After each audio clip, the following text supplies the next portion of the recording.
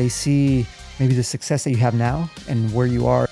But we both know that it's not luck, that it's persistence, work. Can you get concepts from these multi-billion-dollar companies and put it into like a small business? One of the things that you can derive from looking at some of these larger companies is, number one, they have subject matter experts across the board in different fields. A lot of times, a lot of people take too much on themselves, and I think you need to have awareness of what you're good at and what you're not good at, right? Have you ever struggled with the idea of wealth and Christianity, like that they might be in conflict? Probably this older belief that, money is the root of all, but actually it's the love of money.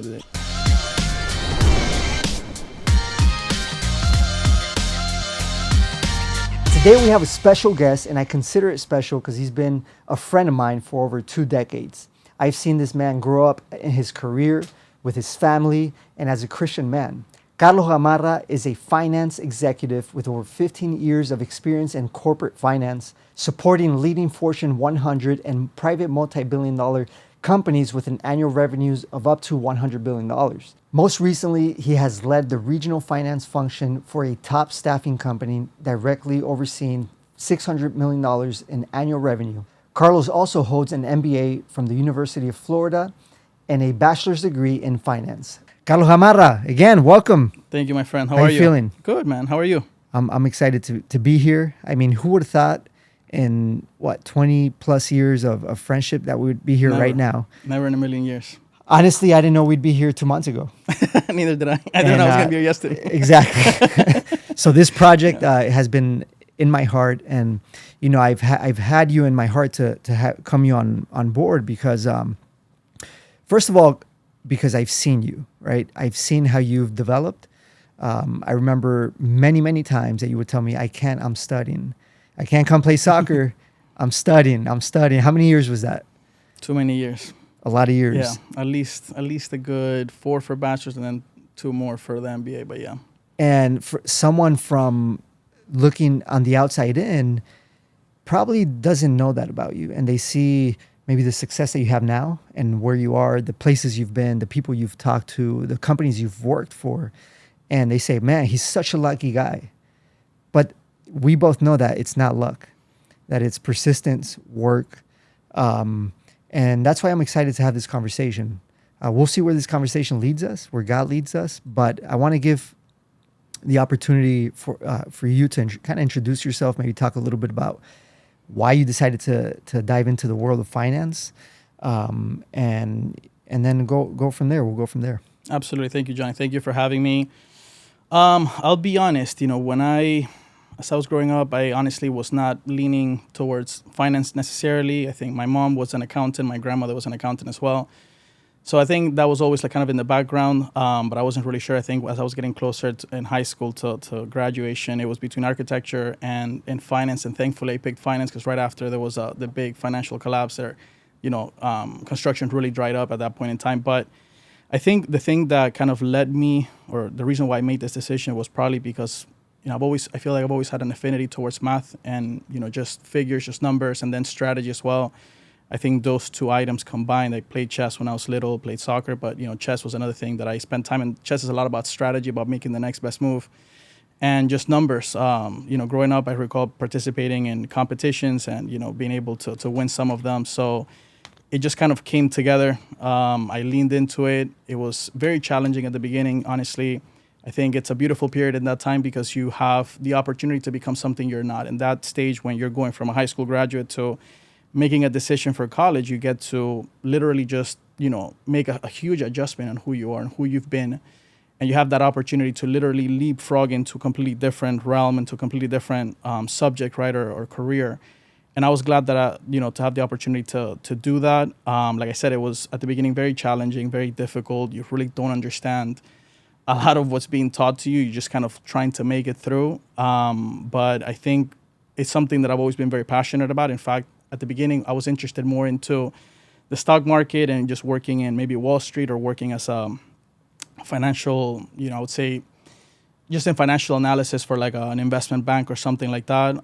Just anything related with stocks was something that was appealing to me. But as I got, as I started getting a little bit closer to that, I realized, there's a lot of hours that you have to put into that job. It requires a lot of investments as well in the beginning that you have to go and seek out from, just random people, a lot of cold calling and stuff like that. So I didn't see myself doing necessarily just that. So I decided to pivot and move more into the corporate finance world. It was, again, challenging at the beginning when you start. You really, I tell people, for the first 6 to 9 months, you're only trying to just, figure something out and stay above water. But as long as you continue and stay with it and stay curious, I think that's a huge thing in this career, in this industry. You have to stay curious, continue to ask questions, continue to try to understand things a little bit better so that you can, have a more comprehensive understanding of the business.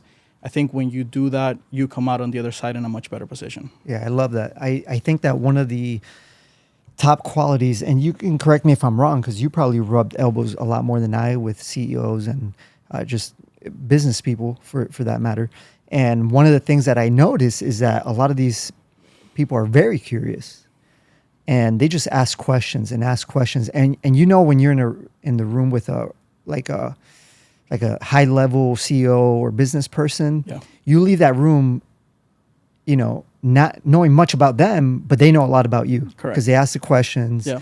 They're do you think that's naturally, or is that like a learned skill? I think, they gather a lot of information from the questions they ask. I've always found it interesting. What are the questions? Someone that is, a CEO or a CFO for a multi-billion-dollar company, they have obviously all the accolades, all the degrees and everything.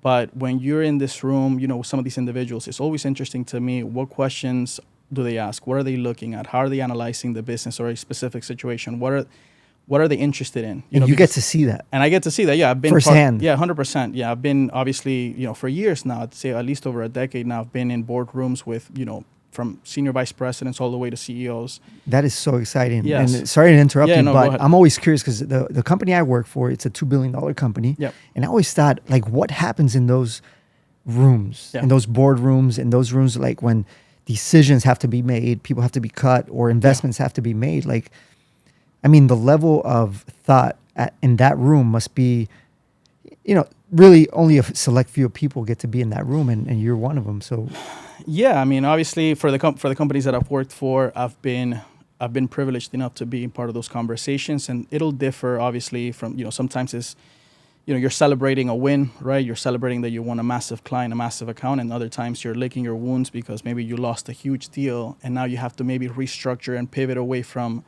the way that you've been, doing business or the way you've been going to the market. Also there's things that will arise such as, just major issues, right, that really need to be addressed by the top people. And also I think, one of the big things in business sometimes is also you want to bring a standardization across the board. So you want to have all the people that are on top of, or heading, the regional divisions, right? Just everybody coming together. Let's align on how we're going to treat or how we're going to react to certain things or how we're going to, manage, right, specific sides of the business, right, that, we just want to bring that alignment. I think bringing that standardization, whether it's an HR issue, a finance issue, or a business-related issue, you want to have that meeting of the mind. So that's why sometimes you want to have, a group of people together, just, bringing the best ideas to the table. And usually, in my experience, it's always been, best ideas will win. Best ideas are the ones that will prevail. And so that's where I always go back to. I think it's important to, for anybody that's in this position or has had the opportunity, I think it's important to, number one, really understand what are some of the things that can drive the business and can affect, right, the financial results of a company, right? I think having that frame of mind will always allow you to ask the right questions.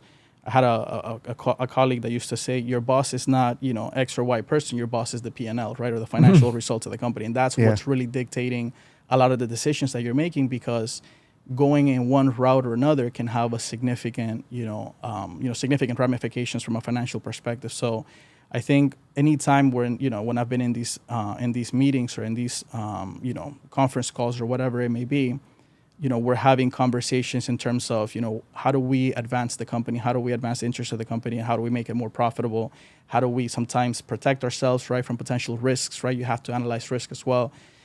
markets that are changing. If you have a new administration, there could be new policies that are being enacted as well. That's a big one, right? Right, definitely. I mean, I think it's happened. In my career, we had the 2008, 2009 financial collapse. That was a big one. It's huge. Where at that time I was supporting the credit department of a Fortune 100 company, and we're having to make a lot of decisions in terms of how much credit could we give to, billion-dollar companies as well. But a lot of those companies were being affected by the price of oil or the price of, or maybe just different things that were happening in Supply, the U.S. demand. Yeah. So, I think a lot of times, especially when there's a lot of changes in the market, you really want to keep your ear close to the ground and understand what's happening and how can this affect our customers and how are we exposed here, right? And again, it's a little bit about strategy as well and really trying to decipher what's the next best move. And it's not like you guys have a crystal ball, right? Yeah, I mean, you analyze a lot of data, Yep. you have a lot of conversations, but at some point you have to draw the line and make a decision based on what data, because it's not really facts. It's how you interpret those facts. I mean, that must be a really hard position to be in. I think like with everything in life, you acquire confidence from being successful, right, or from executing certain decisions, right, and seeing the outcome of that. And I think the more that you do that, and the more that you see a positive outcome, the more that you draw confidence from that, which will help you to make future decisions, right? But like you said, it's limited information sometimes. And a lot of times you've been looking at the same things, right? But then again, if there's a shift, right, in the market or in the company and the way that you've been operating, right, I think it's important to always bring a fresh mind and always try to look at things in different angles to make sure that you're capturing everything that could potentially go wrong or everything that could potentially go right. And then and a lot of times you're placing, bets, right, in certain decisions. Obviously, you don't want to invest too much money into a bet, right? Because sometimes it's like, hey, we're going to open, a division, or we're going to open an office in this specific market or in this specific location. I think at times in business, something that I see a lot of entrepreneurs maybe, fail at is that they try to go too big too quick. Right? Talk about that. Yeah, right. So I think it's... Sorry, let me put a little caption there. So, I mean, you work for multi-million and billion-dollar companies most of your career.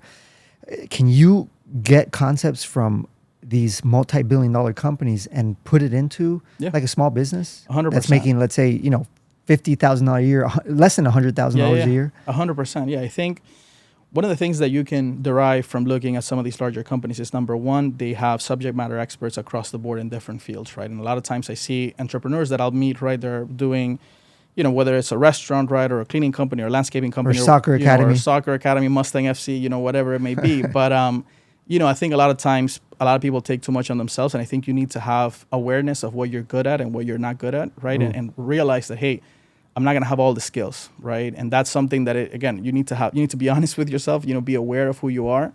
You know what I mean? In my case, right, I'm good with numbers, but maybe I lack maybe in the marketing. I'm not really, I don't really care too much about social media, or it's something that the moment I begin hearing about it probably drains me more than it kind of gives me energy. And I think that's a way that you can determine if something's actually of your interest, is if all of a sudden you hear someone talk about something, do you immediately perk up a little bit and try to lean into that conversation? Or are you you know what I mean? Like in my case, if somebody starts talking about taxes or something like that, is something that is I don't want to go into that. You know what I mean? So I think sometimes you just need to be aware of, your strengths, your weaknesses, and try to, get advice from people that may be good. And again, it doesn't necessarily need to be that you're going to bring someone full time, but, try to gather information, from people that may have expertise in those fields. I think that can be it can be something that can serve a young, a small entrepreneur, in a really good way. But, I think one of the things that I've seen, for example, in companies is they'll usually, whenever they're testing out a new solution, a new service, a new product, they'll, usually deploy something called a pilot. And a pilot is, we're going to start this very small, in a small market, right? We're going to put limited resources to it. We're not going to just throw all of our bank account into this thing. It's going to be small, strategic, and we're trying to prove a concept, right? Proof of concept. Exactly. Yep. So a lot of times you'll see, entrepreneurs that are beginning, right? And they'll just go all into something, spending all their savings into it without really understanding. So I think one of the things that there's a saying that says, if you stay small enough, long enough, you'll be big enough soon enough, right? Wow. So I think you want to have that, presence of mind, or just being, that calmness about it, where you say, you know what, I like this. I think this could be something. It could, become something, but let me take it one step at a time, right? I love that. Every time that I've seen people like rush into something, I think you want to walk to the right solution and not run to the wrong one, right? A lot of times I see people running to the wrong thing instead of actually walking to the right solution. So That's so good. it takes, again, a little bit of awareness. You need to ask a lot of questions. You need to be curious. You need to do a lot of research. I feel like people maybe underestimate the amount of time it takes into really understanding a concept, and that's something that, again, it can pay off for you in a big way, or it can backfire as well, right? It's a gamble, especially when your information is limited and when you're rushing into a decision because maybe you found a good deal in one thing or another. I think it's always better to have a good time of preparation, and then just calculate take calculated bets, right? Yeah. If you will, before you go all into it. Yeah, there's a guy I follow that I ran into him. His podcast, actually, Mark Randolph. You know who he is? Probably. He's the founder of Netflix, or Okay. at least one of them. There you go. And he has a podcast, the title of the podcast is "That Will Never Work." Okay. And he talks exclusively about that. And he'll take you as a caller if you have your Yeah. business owner, and he says that, hey, can you do this without investing in an app idea Yeah. and putting all these resources and investments? And can you prove it? So can you prove that there's a need for it? Can you Yeah. prove that it works? And his whole thing is that will never work. And because we can learn with a small sample size, hey, do people really want this? Yeah. Do they need it? Or is it just my ego? And you Correct. just say, squash it, move on to the next idea. Yeah. So, I mean, we could have a whole podcast in that alone. But, in being, talking to entrepreneurs, business people, whoever may be listening to this, and we're obviously, the name of this podcast is Faith and Business Unfiltered. And when it comes to faith, a lot of Christians will dive into this business idea and said, you know what, God will help me because I have faith that it's going to work. And yeah, it might be true, or you have a vision that you want, or there's a purpose that you really want to reach some type of outcome. Yeah. How would you balance that and say, faith, I want you to believe, I want you to go out there and, have faith that it's going to work. But when it comes to business, I mean, it can fail pretty quickly. So how would you, as a Christian guy, but having the analytical side to it, how would you counter that? No, I mean, obviously it's a balance to it. I've seen people obviously be successful, other people, fail at it. It's obviously a very complex, and there's many different variables to it. But I think a lot of times what I've experienced or what I've seen is people disguise, or they want to conflate maybe faith with laziness, right? Like they haven't really spent time, or like, really done the due diligence that's required, right? Or actually maybe even spend time in that industry, right? You need to be careful into opening up a business on something that you have zero idea about, something that you've never managed, something that you've never seen up close, something that you don't understand. For example, if you all of a sudden you're gonna start drop shipping, like, do you understand the return policy of, or what you're going into retail? Do you understand the markdowns that can take place in different retailers, and what are some of those contracts look like in terms of, inventory, right? And some of the way that they can bring down their price and all of a sudden bill you for it. And I've seen that, firsthand. So I think, sometimes you need to have that wisdom, that knowledge, and a lot of times it comes from meeting the right people and having someone guide you and advise you through that process. But I've seen there's an idea obviously that or again people that may have this idea that because of my faith everything's gonna work out, and unfortunately the data doesn't prove that, right? And the Bible either, right? Neither does the Bible, right? But like if you look across your local church or your local community, you'll find a lot of people that maybe they started with very good intentions, but because they didn't do it, maybe they didn't go about it the right way, or in a responsible manner, or in a structured manner, then essentially they ended up failing. It kind of reminds me of the scripture of, Joshua, first chapter 1, where he talks about they're about to go into the promised land, and God's telling them, in Spanish it says esforzaos y sé valiente, or be strong and be courageous, right? Yeah. But in the word in Spanish is esforzaos, which means like have effort, like put in the effort, like don't. You know what I mean? It's not just show up, right, and kind of, go through the motions, but actually like really. And it's probably for a long time. Yeah, exactly. And you got to show effort for I think sustained amount of time. I think in general, whether it's in a professional career or in, a business that you're deploying, I think you want to really put it put in a lot of effort, right? Yeah. You're competing with a lot of people. There's a lot of people out there that bring great ideas, right, to the market, and they're solving a lot of problems, right, or that they have a lot of funding. Or so I think one of the things that you really need to do is, I would say, number one is have a really good understanding of what is exactly the problem that you're solving, right? What pain are you giving the market relief? You know what I mean? Of right, and then again, just really put in your best effort forward, right? In terms and learn as much as you can in different, that's the thing about entrepreneurship is that it will stretch you because you will have to go into areas that maybe you don't feel comfortable going into. Right. But I think it's necessary, right, in order for you to be a really well-rounded business owner and be able to make good decisions. Otherwise, you're going to start walking into situations, right, into risky situations that could really affect you. Yeah, it reminds me of a verse that's in Luke 14:28 that says, suppose that one of you wants to build a tower. What is the first thing you will do? Yeah. Won't you sit down and figure out how much it will cost you? And if you have enough money to pay for it? Otherwise, you'll start building the tower, but not be able to finish. Then everyone who sees what is happening will laugh at you. They will say, you started building, but you could not finish the job. I mean, the Bible talks, talking about the whole, don't be a sluggard, don't be lazy. Yep. Those that are lazy shouldn't eat either. Yeah. And one of the reasons why I named this podcast "Faith and Business Unfiltered" is because the truth is that as a Christian, like some Christians are weak, and the truth is that we can't be lazy. We can't be lazy Christian, and sometimes.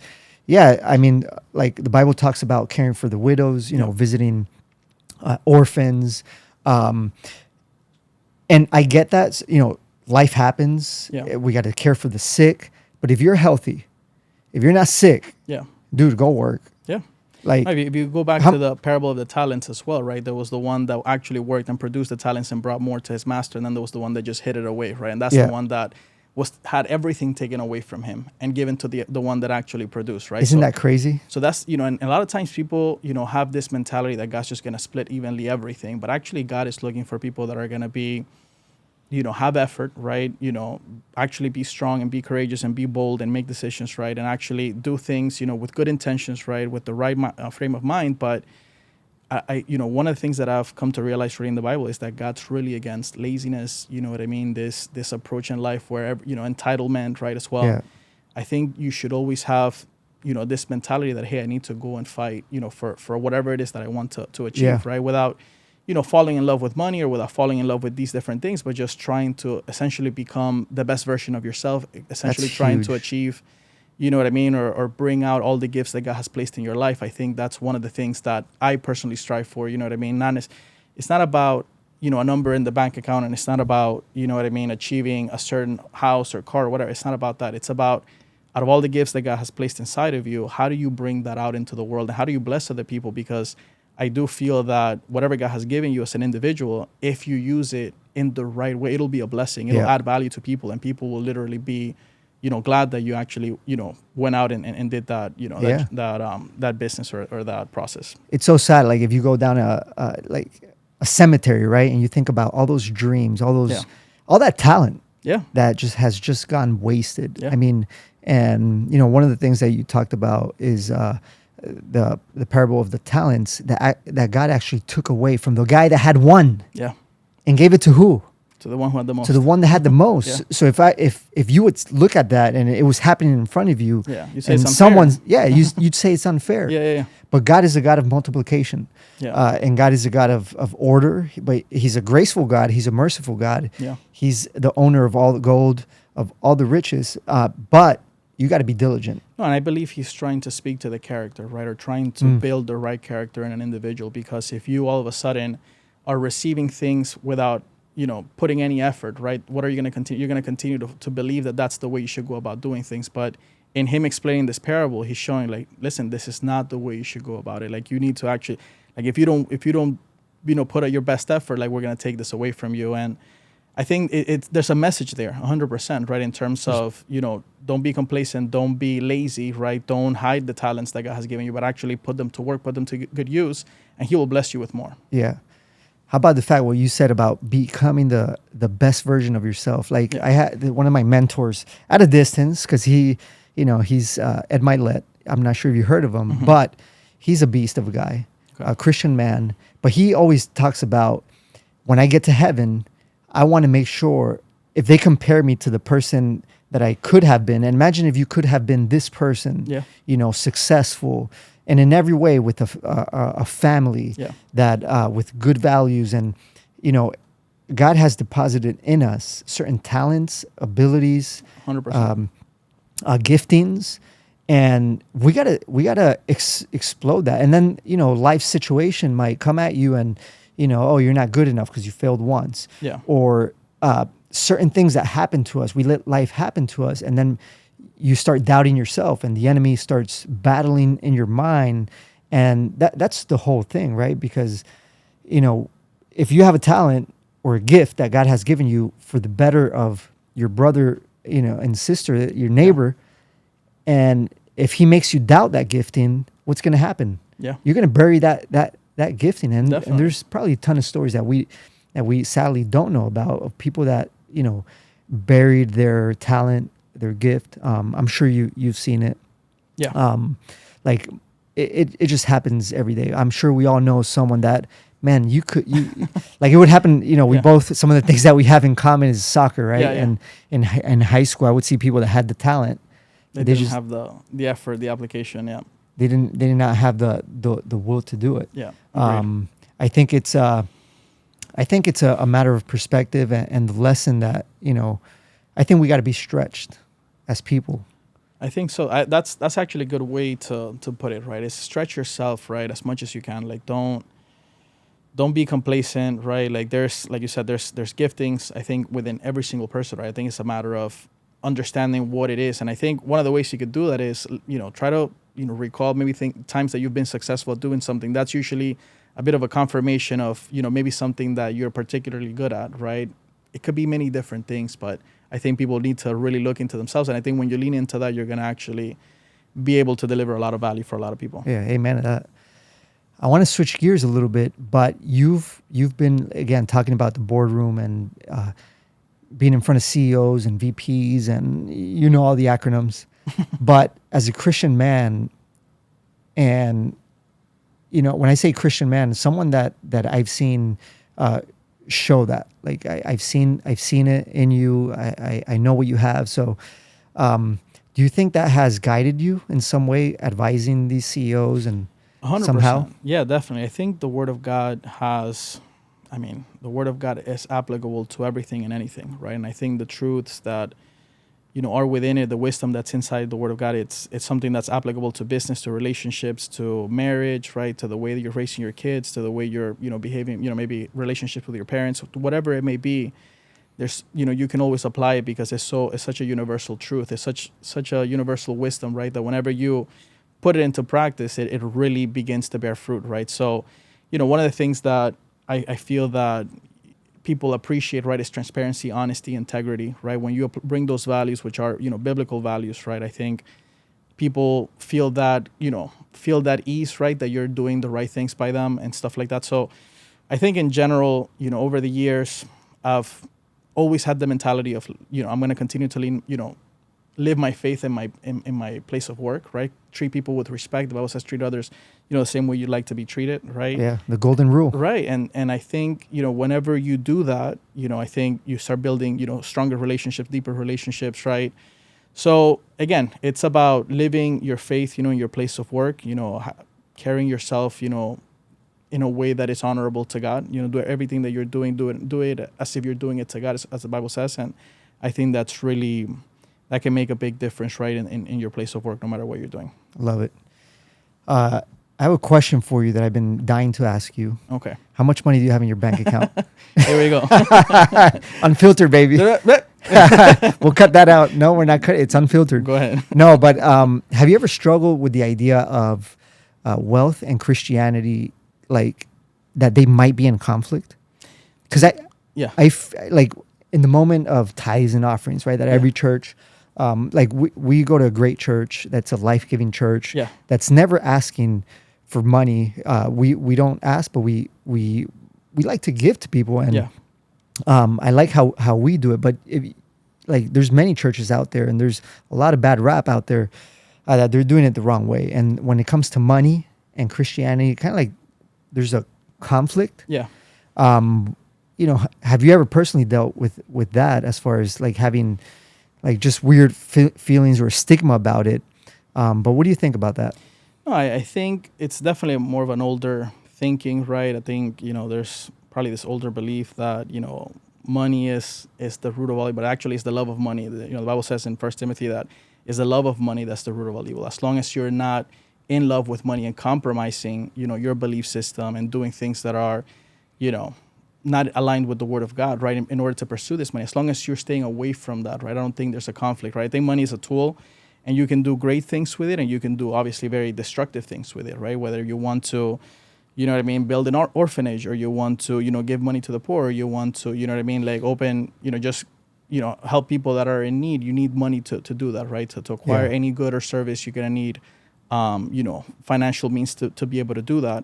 At the same time, if your heart is in the wrong place and you wanna, have excess with alcohol or drugs or whatever it may be, then obviously people obviously can put their money into that. But I think, to me, it's more of an issue of the heart than an issue of money. Money is just a tool. Money is just, a car you can drive to go to church, or you can drive to go kill somebody. You know what I mean? Like, it's just a tool to take you somewhere.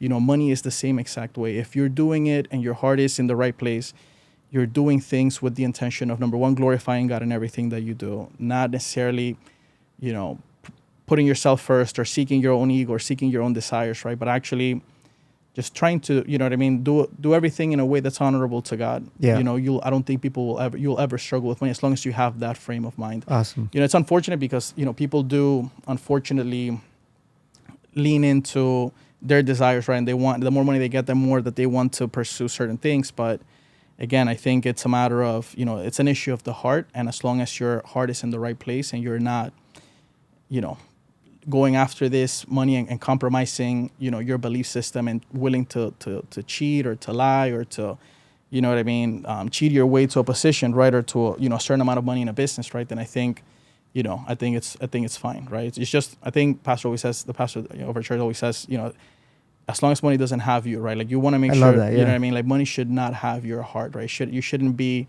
the first thing you're thinking about. It shouldn't be the thing that's consuming your mind all the time. Like I want to have this or I want to have that. Like that's something that's where you really need to, again, go back to the topic of awareness, right? Having self-awareness and saying, am I really, kind of really pursuing, money over everything? Am I, prioritizing this over my family, right, over things that I should be doing, over my relationships? And then that's usually something that can definitely tell you where your heart is at as well. Yeah. I heard this one mentor again that I listened to a lot, that he talks about, like when he asks people, well, when someone says, oh, I'm okay where I'm at, or I'm content with what I have. Yeah. And maybe they don't have that desire to pursue wealth or pursue something. And he asked the question, well, how healthy do you want to be? Mm-hmm. I want to be as healthy as I can be. Exactly. Right? Yeah. How in love do you want to be with your wife? As much as I can. As much as I can. Yeah. And I've taken this concept of, how wealthy do I want to be? As wealthy as I can. Going back to, being created in God's image. We've been created to create, to multiply. Yeah. And we all have different levels. Like, hey, this is my level, all right. But I'm not going to stop to, all right, just settle for something that, if there's an inclination for more because God wants you to have more, then great. I think money, like you said, it's a tool and it amplifies who we are. Agreed. And what we do. Yeah. If we give, we're going to give more. If we're going to help, we're going to help more. Yeah. But you could be greedy and indulge in just the wrong things too. Yeah, no, I agree. And it's very dangerous because there could be a very fine line there. Yeah, I agree with what you're saying. I think that, at the end of the day, when everything is said and done, you want to look back and say, I have no regrets. I gave everything that I had. I really put my best effort forward. And I think I've always said, just do things the best way that you can, right? Obviously honor God in everything that you're doing. And then things are going to fall where they're going to fall. If your capacity was to achieve, a position of CFO or, or whatever, director or SVP, or, if your capacity was to just be, someone that's a low-level employee, right, or a lower-level employee, as long as you gave everything you had, and as long as you put, you gave your absolute best and, put your best into it, I think you can have no regrets, right? And Yeah. again, I think people have different capacities for different things, right? Some of us, have had certain levels of education. Some people have gone, to Harvard. Like there's different things, and obviously going to college doesn't necessarily mean that you're educated, but some people have had different experiences, different mentors, Yeah. right, that have been able to develop them even further.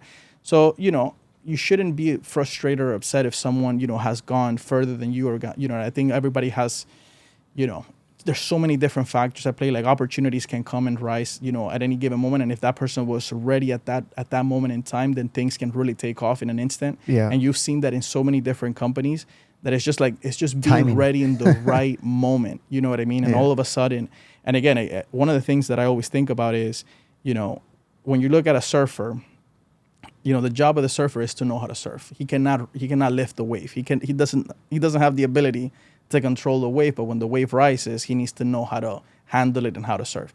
And in business and in life, I think it's like that as well. You need to be ready. When that opportunity comes your way, and I guarantee you it'll come at some point or another, you need to be ready to take it with both hands. But again, if we go back to the original or the initial part of the conversation, if you're constantly wasting time, not really investing in yourself, not really developing who you are, wasting a lot of time in social media, wasting a lot of time in unproductive conversations, in unproductive hobbies, then you can't be upset when obviously things don't pan out the way that you maybe intended or the way you would like, right? I think you need to have a lot of introspection, right? And self-reflection, and think to yourself, okay, how do I develop myself further? What's the vision that I have for my life for the next 3, 5, 10 years? And how do I get there? And what are the things that I'm missing? If you're working in corporate, look at the manager that's ahead of you or 2 managers ahead of you and say, what do those people have that I don't have?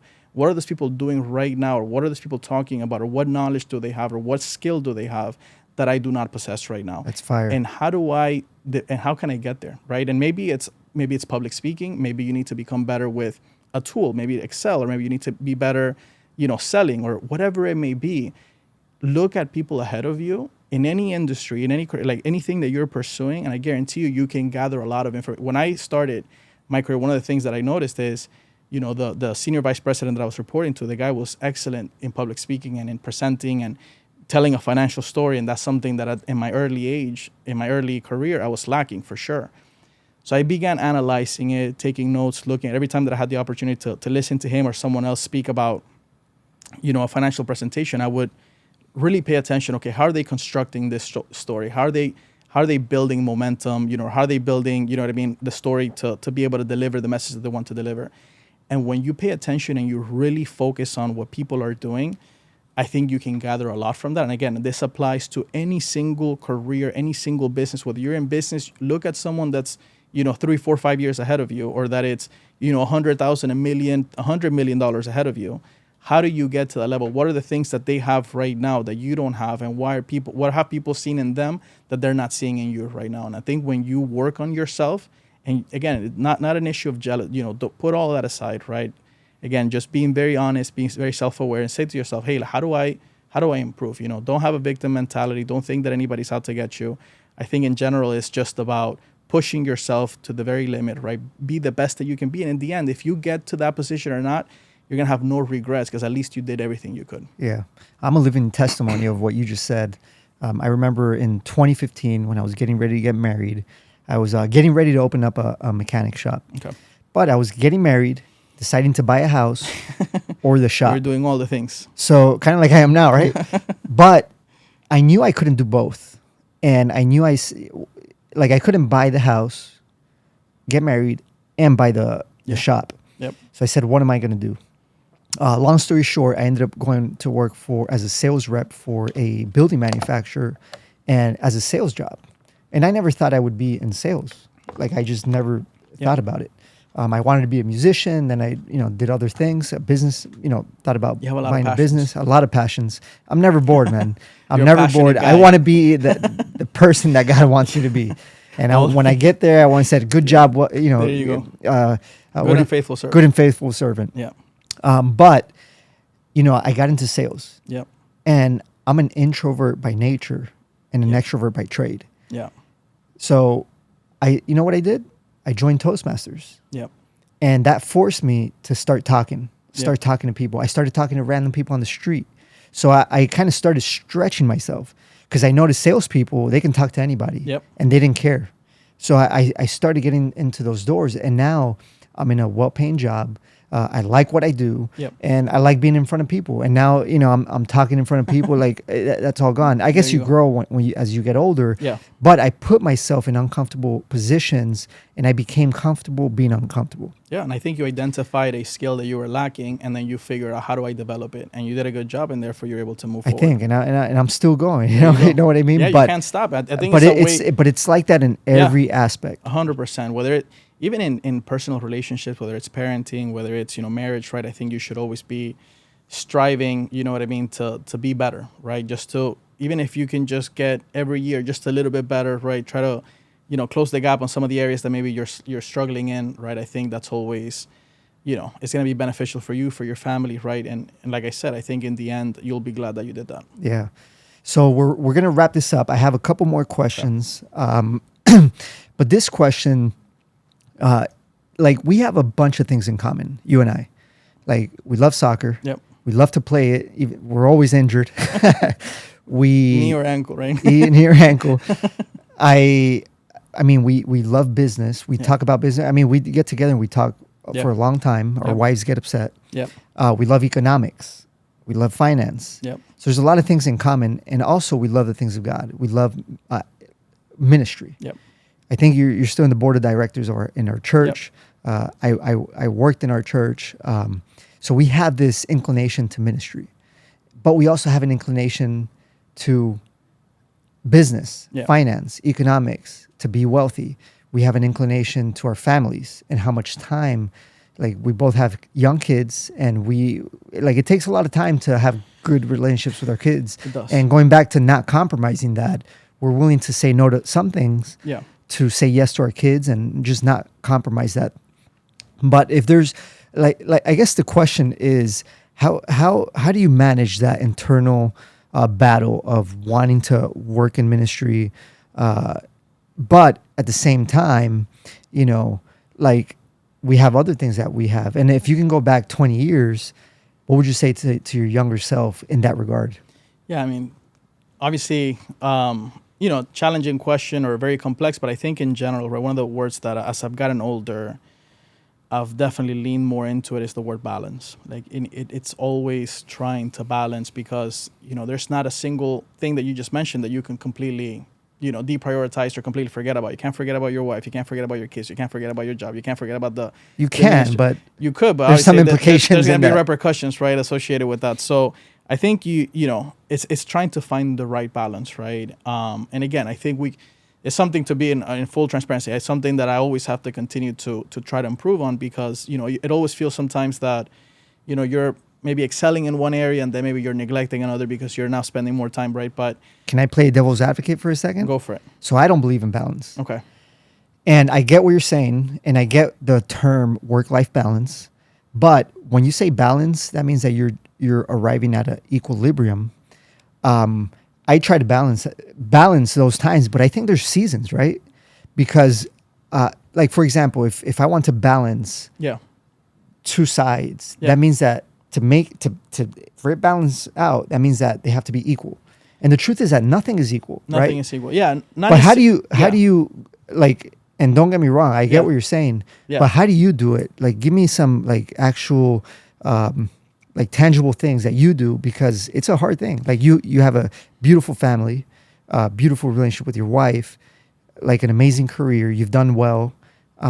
So if you didn't have balance, like all those things couldn't match up. I think not, when I say balance, obviously it's not necessarily saying that you're going to dedicate the same amount of time to everything or the same amount of attention, right? I think it's about trying to bring everything, if you think about maybe a plate, right? Like you're going to have, maybe more steak on one side, right? But you also want to have all the other components, maybe, still Put fit, some veggies in there. right? Try to fit all of it into the plate, obviously for nothing to fall off. But, I think you need to understand, you need to prioritize obviously certain things in your life. Number one, your relationship with God. I think if that's off, I think that trickles into everything. And I've come to see that, in a lot of people, right? If they're, maybe their relationship with their spouse is suffering, right? I think that's also going to trickle into their work life, right? Or into their relationship with their kids, right? So again, it's obviously probably the most challenging thing that I've ever done, to be honest with you, is trying to make sure that I'm, watering every single area of my life in a consistent manner, in a way to see it, flourish and grow. But again, I think it goes back to intentionality. It goes back to just being intentional about the things that are important to you. I've deprioritized many other things. I've deprioritized hobbies. I've deprioritized, things that maybe I'd be interested in doing, like, maybe playing, more soccer, or, whatever it may be.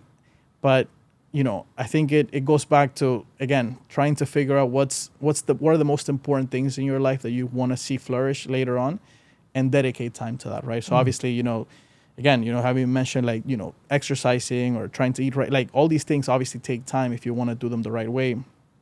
But again, if you want to see something flourish down the line, you need to be able to sow into it, right? To be able to get a harvest later. So what would you tell your 20-year-old self? I mean, to be honest with you, I would tell them, Just don't stress, keep going, right? I was very, 20 years ago, I was probably finishing high school. A lot of uncertainty, a lot of, maybe fear, right? Of like, what am I going to do? What if, I don't get it right? Or, what if this career doesn't work? What if I don't finish? What if I end up with a lot of debt?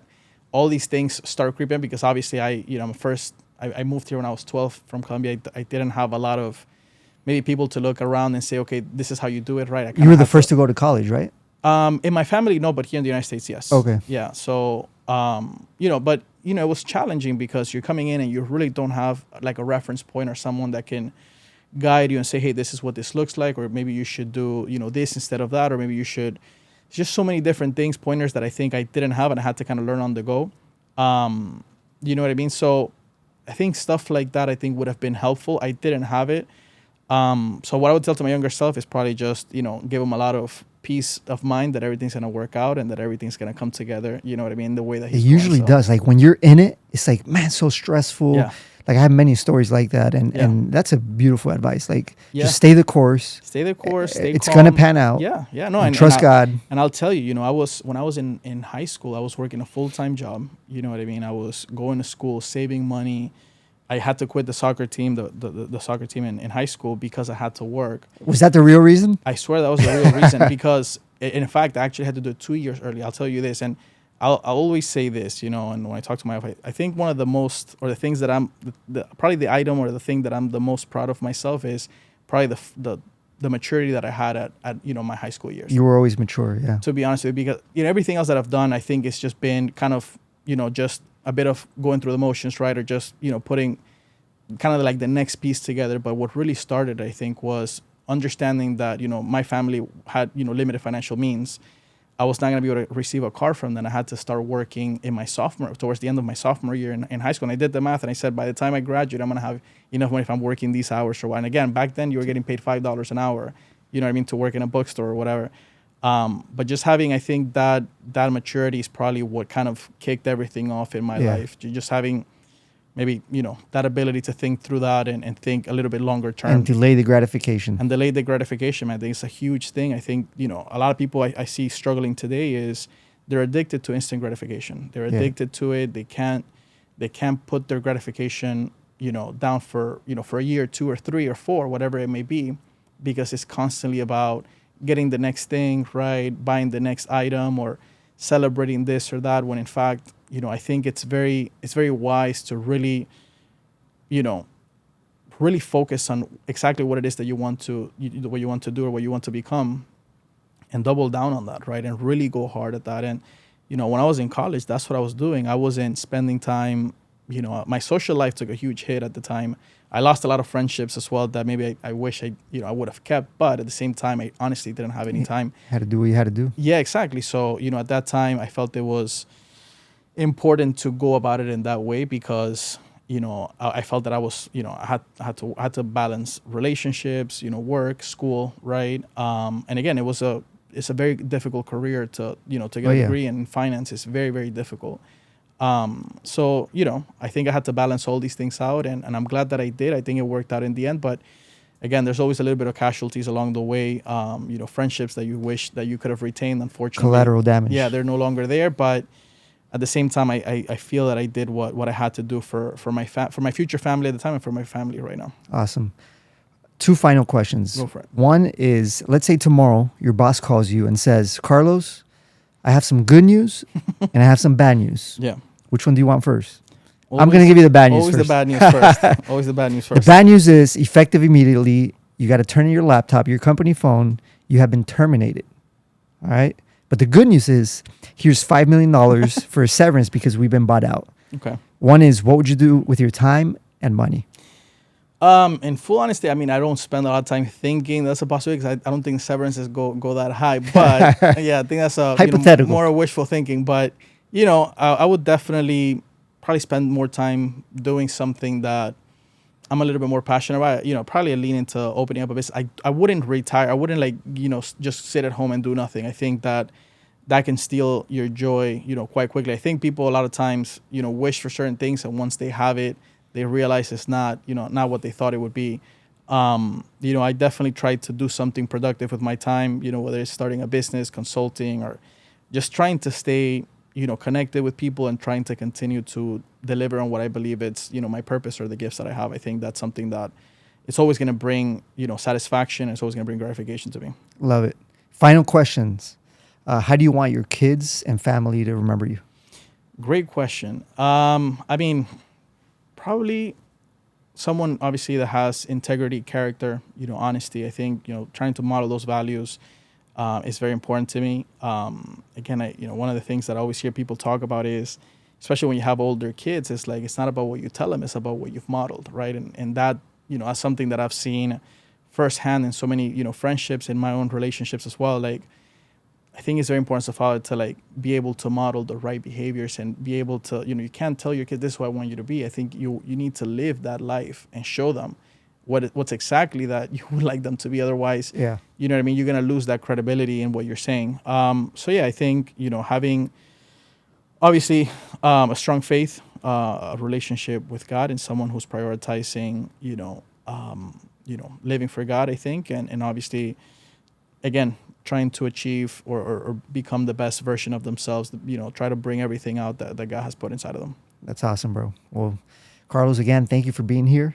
I think you've delivered on some valuable like key things that we've talked about, especially for young people. I think if they can run with that, like their life could change. I mean, that's 20 plus years of experience talking, Yeah. Coming from $1 million man. He lives in a mansion, drives a Rolls Royce. I don't know about that. So, Carlos, thank you for being here, and hopefully this won't be the last. Absolutely. Thank you, my friend. Appreciate it.